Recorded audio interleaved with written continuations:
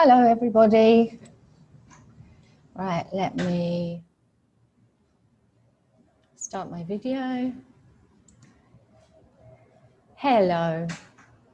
So welcome to my session. Thank you for coming here today. So we're going to be looking at why early childhood education matters. I'm very excited to be here. And I would like to thank the Abu Dhabi Early Childhood Authority for inviting me to participate in this initiative and actually for putting this program on.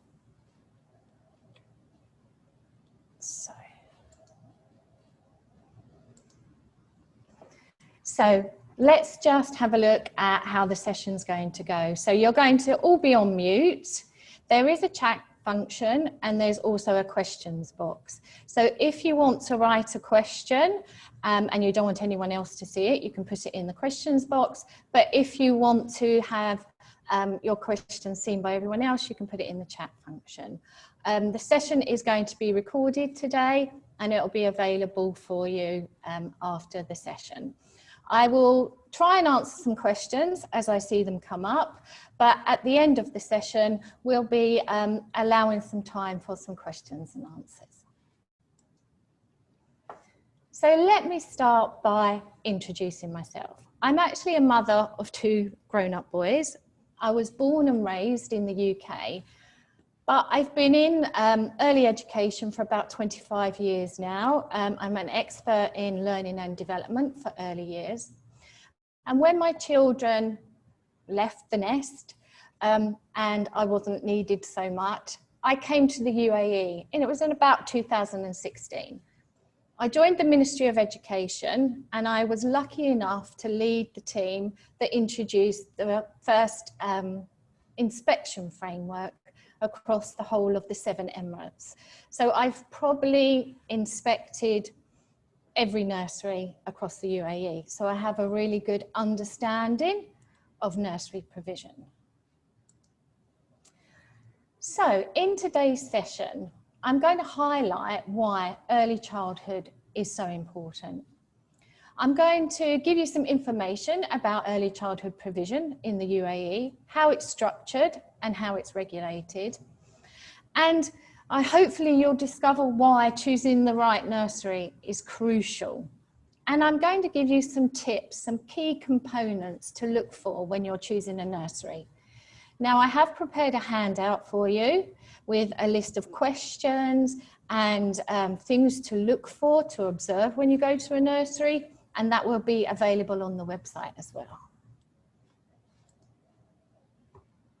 So, incredibly, when a baby is born, the average brain is about a quarter of the adult brain. It doubles in size within the first year, and it keeps growing to about 80% of an adult-sized brain by the age of 3. And by the age of 5, a child's brain has developed 90%. So in those first few years, all the experiences, all the interactions with the world is shaping the brain. It's laying the foundation for later life. So let's have a little bit of a look more at brain development. So how does the brain grow? Well, actually, the brain grows through interactions. So all those interactions that a baby is having with the world, or the exploring. And what actually happens is that the interactions fire up the neurons and makes connections go stronger across the brain. So more stimulation, more brain growth. Understimulation, underdeveloped brain. Now, I was considering showing this picture on my slide today, but actually I'll just talk to you about it. I've seen a picture of a 3-year-old's brain, a normal developed child that's had loving interactions, and let's say it's about the size of a tennis ball. And then next to it, there's a brain of a 3-year-old that's been neglected. So they haven't had the loving relationships, they haven't had the interaction. And in relation to the size of the brain that's a tennis ball, the brain itself is a peanut. So actually it really highlights that, you know, all those interactions, everything we do with our children in those early years is very important. Dr. Sharron. So you as a parent, Sorry to interrupt, but if you want to start sharing your screen, you can, because we cannot see it right now. Oh, you can't see me? Okay, hang on 1 minute. I can see myself, that's strange. My video is on, I've got my video on, so I don't see why you can't see me.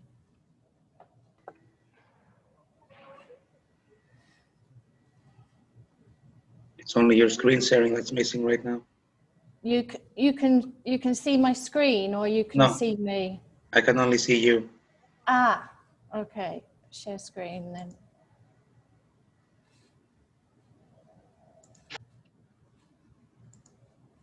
Can you see it now? That's perfect. But we have to do a slideshow view, because now we see your notes as well. Okay, I'm so sorry about this, the technicalities of this. So where do I do that? Let's have a look. Up on top where it says display settings. Yeah. Click on that. And duplicate slideshow if you can. Or swap view, swap that one, yeah. Yeah, I'm clicking it and it's not clicking. So you have to try the other one? No, it's not doing it.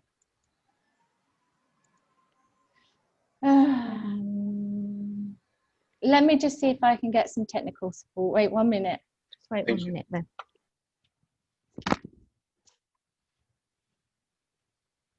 I need some help. I can only see my screen with the notes.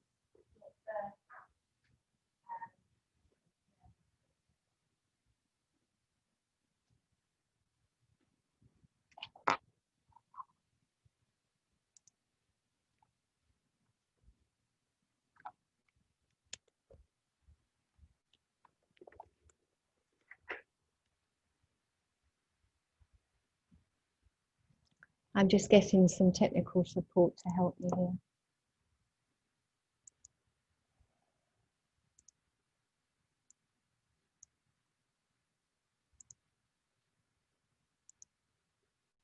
Because they were saying they could see my notes as well.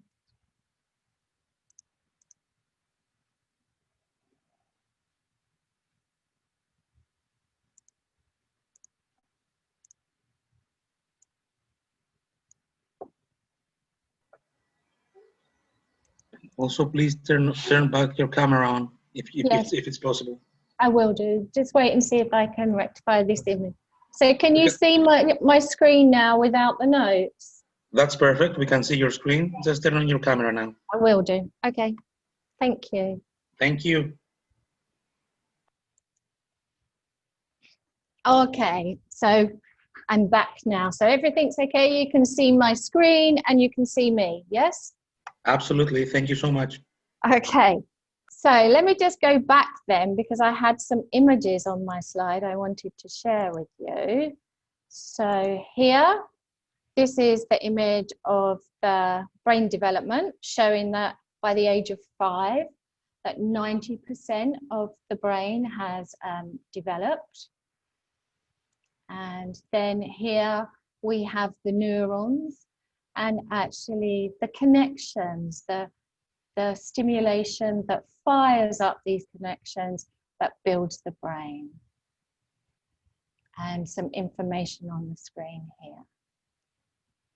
Okay, so I am really sorry for the technical issue I experienced. I hope it hasn't affected your experience. Okay, so this slide I love this picture. And as a parent, you may think to yourself, well, how can I support my child? How can I help their brain to go? Well, actually just developing loving, caring relationships will fire up those connections. So as you can see here, from the advances of technology, we have an adult affectionately kissing a child. And as you can see by the orange flecks on the screen, that the child is being stimulated, and that is actually developing those connections.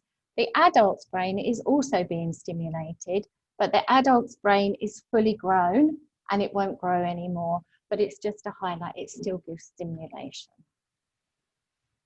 So a good cuddle, you can't kiss and cuddle your children enough. So let's have a look at how children develop. So there's actually 4 main domains of child development. They're all interrelated and they all rely on each other. And it's during these early years that children's development is fluid and it's flexible and it's being shaped by their experiences. So I just want to give you an example here. So when a newborn baby is learning to speak, they are listening and copying the speech sounds of the language that they're immersed in. So for example, if a child is hearing Arabic and is copying Arabic speech sounds, it will develop the muscles within their mouth to make the guttural sounds in the back of the throat, because that comes with the Arabic language. So as an adult, myself, I'm trying to learn Arabic. And I find it very frustrating because I can't make those sounds. And that's because of, as an adult, all my developing and all my muscles are fixed now. And because I wasn't exposed to those sounds, my muscles weren't trained to make those sounds. So no matter how much I try, it's going to be very difficult for me. So this is why it's really good as well for children under the age of 3 and 5 to learn as many languages as possible, because of their developing all those speech sounds and all those muscles. Now, physical development, you may feel very obvious, but again, how everything interlinks, because toilet training is actually very much a physical development, because you have to have developed the muscles to be able to control going to the toilet. And social and emotional development, that's about your self-esteem, your confidence, attitudes, how children develop friendships, and how they become resilient. And then underpinning it all, you have cognitive development. That's processing all the thoughts that the child is having. Now, this is all happening at the same time. It's not like 1 month you're going to have, oh, I'm going to develop physically this month, and next month I'm going to develop my language. No, it's all happening at the same time.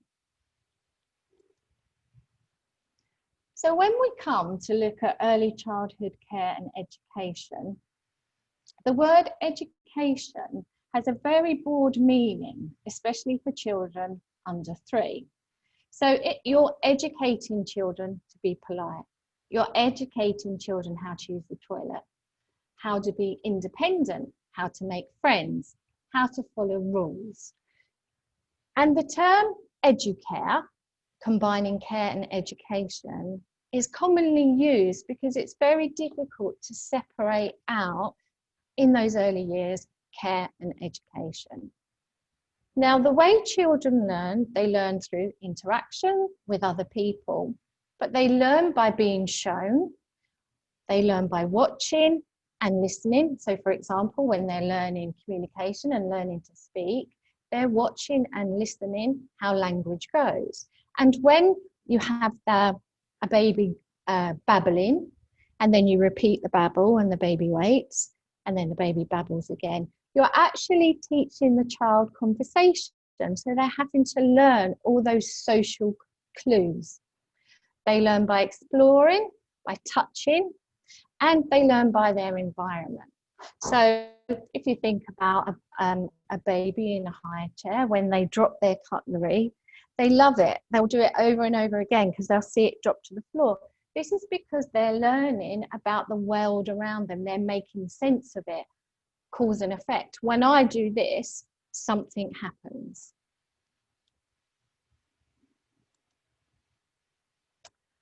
So I have a little video here for you, and it's just to highlight that actually imitation and children watching is one of the main ways that they learn. So let's see.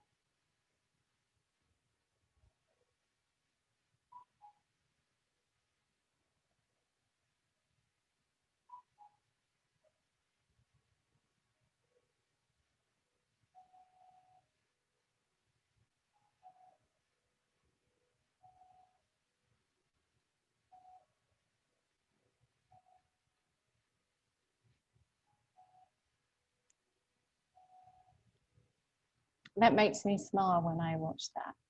So yes, so children learn by watching. So we are teaching them through our actions. And that terminology, I don't know whether you're familiar with it, but parents are children's first educators.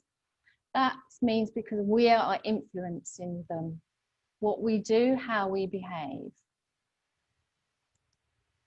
Oh, no, I want to go to the next slide. There we go.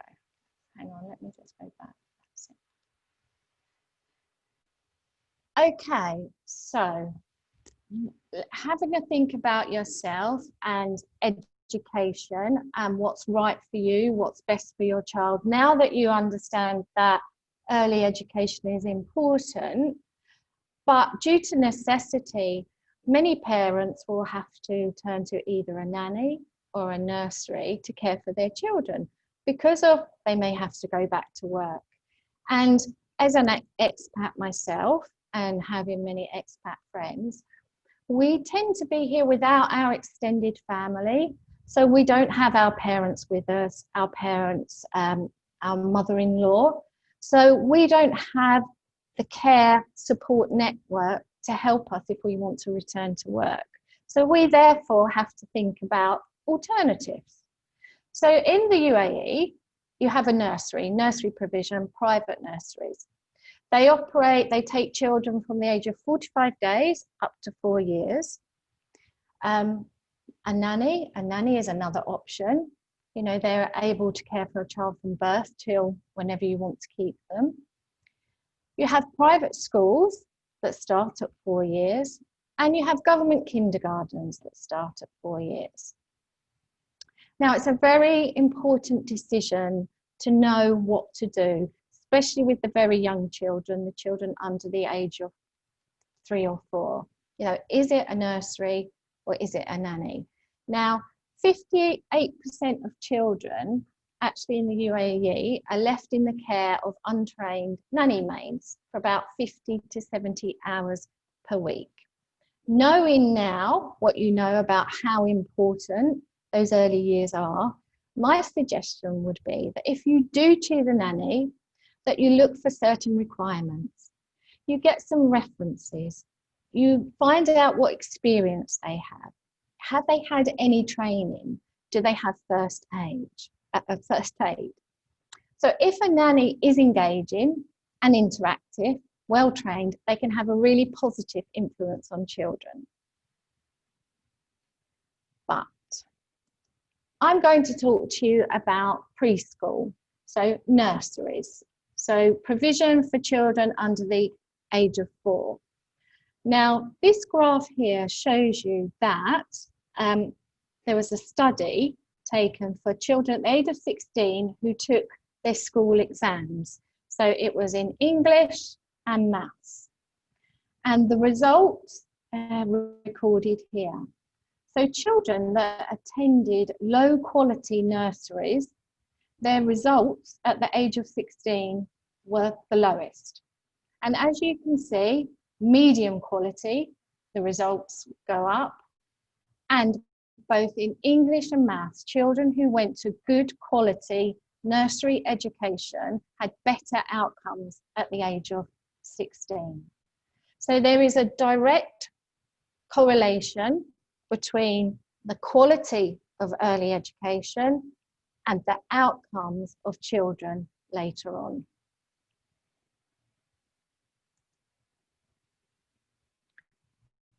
But how do you know what is good quality? How do you know, if you're going to choose a nursery, that they're delivering good quality? So I have a poll here, and I really hope that I'm going to be able to get this to work. So here we go. So I want you to answer that when you're looking for a nursery, what do you think is the most important indicator of good quality? And can you see the poll?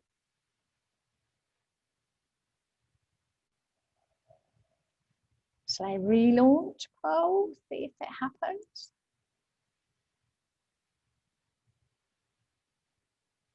Allow, continue. Oh, I don't think the poll is working. So I had some questions here. So what do you think is the most important indicator of good quality? Would it be high fees? Maybe you might think. Maybe you might think it's a professional website with lots of information. You might think that actually a nursery being part of a chain is an indicator of good quality. You might think that the curriculum is the reason. Oh, I can see that somebody's voted. That the curriculum, you know, if it's a British curriculum, an American curriculum, that might be an indicator of good quality. It could be that the building is impressive, clean, with new furniture, lots of resources. And it could be, you might think that staff are qualified in early childhood. And I can see people now are voting. That's very interesting what's happening. I'm very pleased with the results. You're a very knowledgeable bunch of people. Let's see if anyone else is going to vote. 17, 18.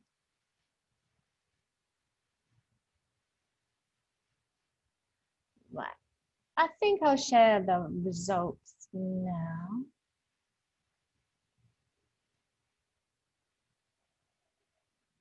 So let's end poll. Share results. I really hope you can see these results. They're really, really good.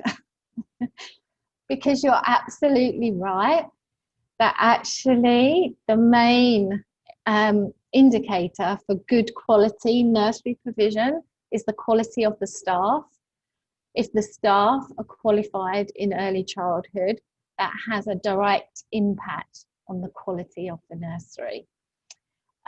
Some people have said curriculum, and a couple of people have said an impressive clean building with new furniture and lots of resources.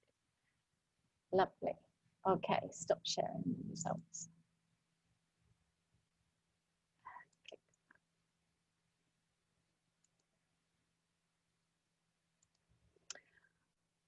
Okay, so here, to help you choose your nursery, we're going to have a look at some of the elements that you can turn to help with that decision. Now, internationally, inspection is the way to regulate and improve quality in any educational establishment. So you have a body of professional and knowledgeable people. They'll make judgments about the quality of the school or nursery and give them areas to improve. The results get published so that you as a parent, you can make an informed decision. You can go to KHDA website, ADEC website, and you can read and have a look at what those professionals have judged the quality of that school to be. Now, another thing that you can look for is accreditation. So some nurseries have actually gone for international accreditation. and that may help with you with that decision. And also you can go to recommendations from other people. However, when it comes to nursery provision, at the moment, the inspection that we have for nurseries is compliance. So it will be looking at if the nursery is meeting certain regulations in terms of ratio, in terms of staff qualification, in terms of health and safety, which is all excellent. What the inspection at the moment for nurseries, there's no evaluation. So there's no judgment of quality like there is for schools. And that can actually prove a little bit of a concern because of how can we know what quality this nursery is. Like I've said, we can go to accreditation, but here in the UAE, there's only a very small handful of nurseries that have accreditation, and they'll look for an international accreditation for Preschool Learning Alliance or National Daycare Association. So I think for parents here in the UAE, you have to go on reputation, and you also have to go on your own gut feeling. But what I want to do is give you some tips, some things to look out for to help you make that decision.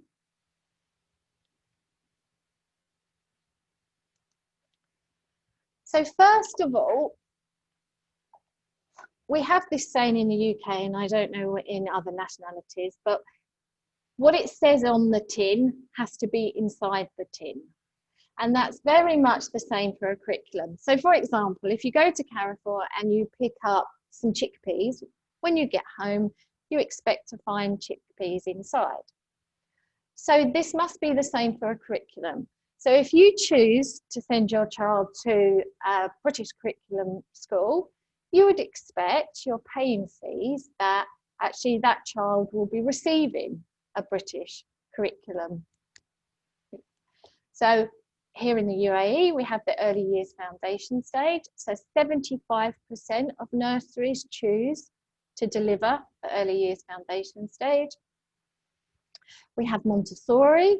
There's a few nurseries adopting the Montessori method, and there's the American Creative curriculum. So there's a few curriculums that you can choose from. But I would suggest that you actually make sure that the nursery is delivering that curriculum, because they may say they are, but I would double check. So what you can do a little bit of research yourself. You can find out some of the basics about the curriculum. But most importantly, speak to the nursery when you're viewing it. Ask them to explain to you what is the philosophy of the curriculum, how do you deliver the curriculum, but also ask them how many teachers trained in this nursery are trained to deliver this curriculum. Do they have experience of it? So do a little bit of research into that to make sure that the nursery understand the curriculum they say they're delivering. Another thing that you can look out for when you're choosing a nursery is how they settle your child. What are they going to do within those first few weeks to help your child feel safe and secure when they come to nursery? Going to nursery for a child can be a big part of their life. You know, for the first time, they may be out of their parents' care. They're in the care of strangers. So we want to minimize that stress and that anxiety as much as possible. So any good nursery will have a settling in policy and procedure.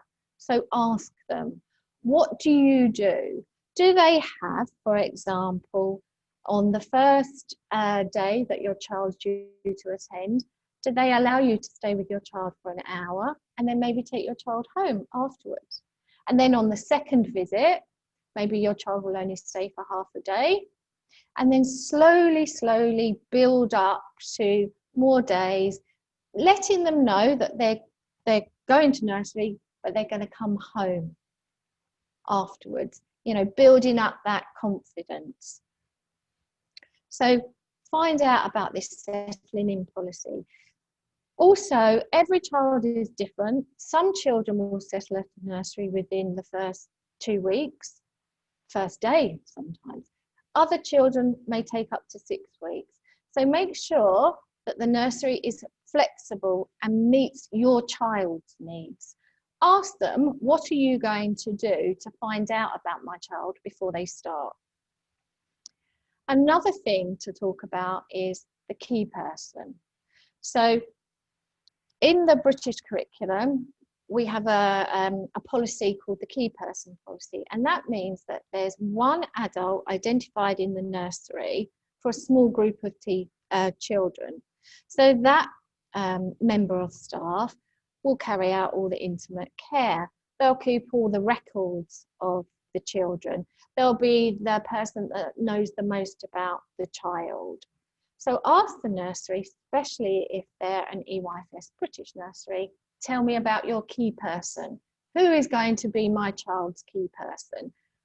During the settling in procedure, you will want that key person to be the one spending time with your child, to make the bonds in those relationships for that child to feel secure. And also, you must ask about the staff to children ratio. There are regulations in the UAE for this. So, and I just need to go to my notes to make sure I get them right. So for any child under the age of 1, there should be one adult for every 4 children. For children between 1 to 2, there should be 1 adult for every 5 children.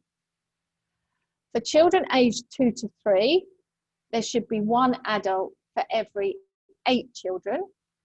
And children between the age of 3 and 4, there should be 1 adult for every 10 children. And these adult ratios need to be qualified staff. So when you go and you have a look around the nursery, I know at the moment they're closed and they're conducting virtual tours, so you actually can't see the children and the staff in the nursery, but ask about the ratios. You know, how many children are going to be in this class? How many adults are going to be looking after them?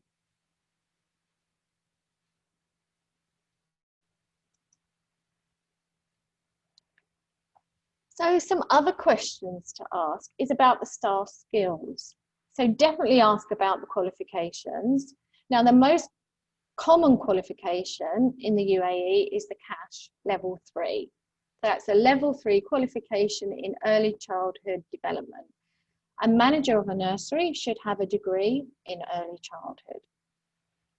You also want to ask them about their staff suitability. You know, how does the nursery ensure that the staff they employ are suitable to work with your nearest and dearest? What references do they get? Do they go to the previous nursery to find out how they interact with children?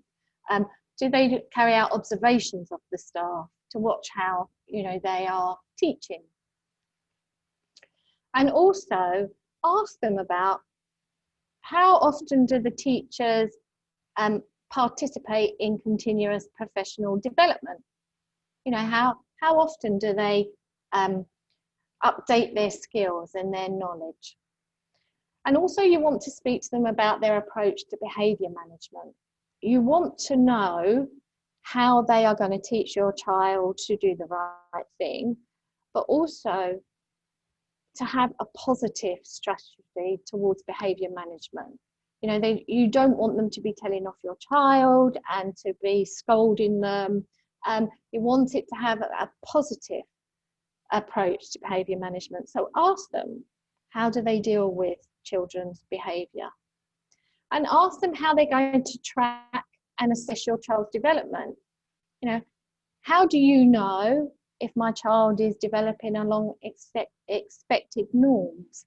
And how are you going to share this information with me?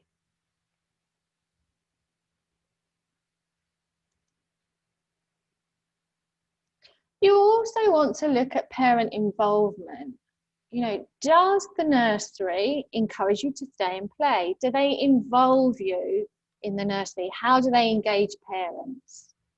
And do they get parents' feedback? Do they get an opinion so it helps shape their nursery to improve? You know, what types of information do they share with you about your child? Do you get daily diaries that talk about what your child's ate, what activities they've done in the day? A lot of nurseries have learning journals, and these are lovely scrapbook type documents where there's photos and pieces of work of the child, everything that they've been doing within the day. So you feel connected, you understand what's happening while your child's at nursery. Some other nurseries have gone digital now, and they have these platforms and apps where they can share photographs, videos, examples of work, update parents on their child's development. So ask them those questions.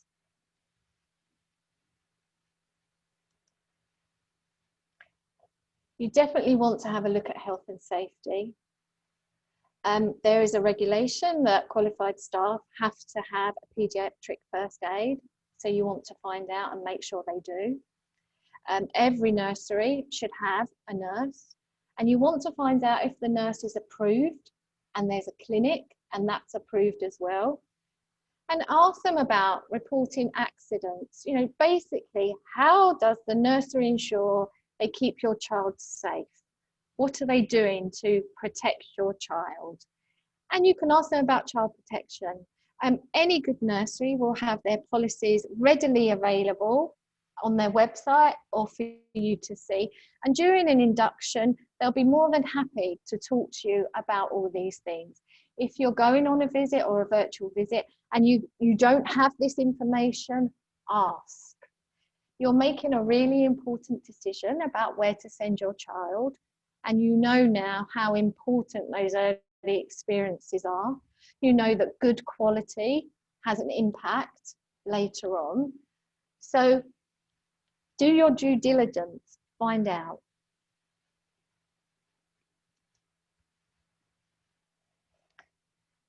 Yeah, so finally, just talk to them. Ask them, talk about your child's personalities and ask them how they're going to support your child to grow and develop. I would highly recommend going to the nursery when it's open and there's staff and children there. And I would recommend observing how the staff interact with the children. Are they caring? Are they respectful? Are they attentive and responsive? You know, are they engaging the children? Or is it a case that all the staff within the classroom are busying themselves doing tasks and not engaging with the children? You want staff to be engaging with the children. You can have the best resources in the world, but if you don't have the adult interacting and playing with the child, they're no use. And most importantly, are staff good role models? You saw from our video that children learn from imitation. So are the staff role modeling polite behaviour? Are they teaching your children to have manners, to show respect? You know, observe mealtime. See if it's a nice, sociable, relaxed atmosphere. But most importantly, don't be afraid to ask questions and visit as many nurseries as you feel you need to, because you'll start getting a feel of what's good and what's not so good. And we've come to the end of the session. I'm going to answer some of your questions now. I'm really, really sorry about the technical issues I faced. I'm not very au fait with doing webinars. I'm a much more hands-on person-to-person trainer. So this is all a bit new to me. I'm trying to see if I can see the question. Here we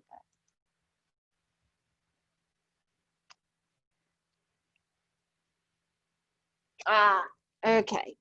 Some nurseries say that they are EYFS, but when you delve in deeper, they have the children focused on writing and there is no learning through play.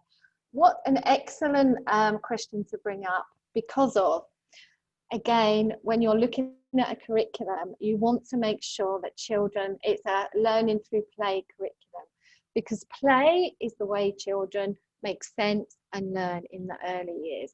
So if children are sitting at tables with worksheets and doing writing and focusing on numbers without that exploring going on, then that isn't a play-based curriculum. So no, it isn't acceptable. I saw a nursery that wanted children to be writing perfectly, not a nursery I chose for my child. Well done, yes. You definitely don't want your children to be writing perfectly at a young age. And I'll just quickly explain to you why. Because of writing, there's two elements involved with writing. There's the understanding that print carries meaning, so the symbolic representation, so understanding that this symbol, this circle here, stands for the sound O. So there's that comprehension there. But it's also a physical development skill. And when children develop, no matter where they are in the world, they develop from inwards and outwards and from top to bottom. So when you have a newborn baby, they have a little bit of control of their head. And then as they start growing, their shoulders become more controlled and their arms flail about, and then they start crawling. But eventually, as they're developing, the final thing to develop is the fine pincer skill, your fine motor skills here. And that isn't actually fully developed until a child is about 5. So if you're getting a child to write at an early age, actually they're not physically ready for it.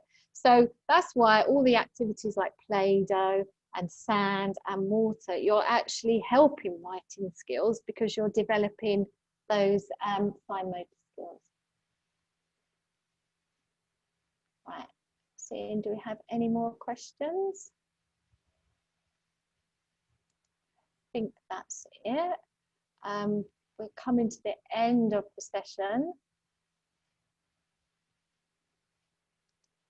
Here, let me see.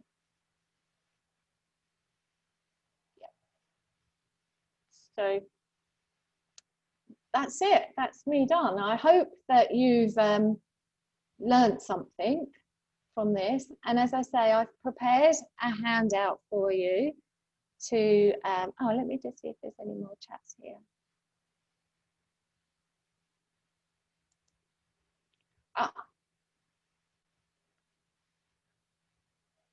Oh, I've had a thank you. I can stop sharing my screen. Okay, there we go. I hope you've learned something. And as I say, there's some handouts that I've put together with questions and things to look out for and things to observe. So thank you very much and goodbye.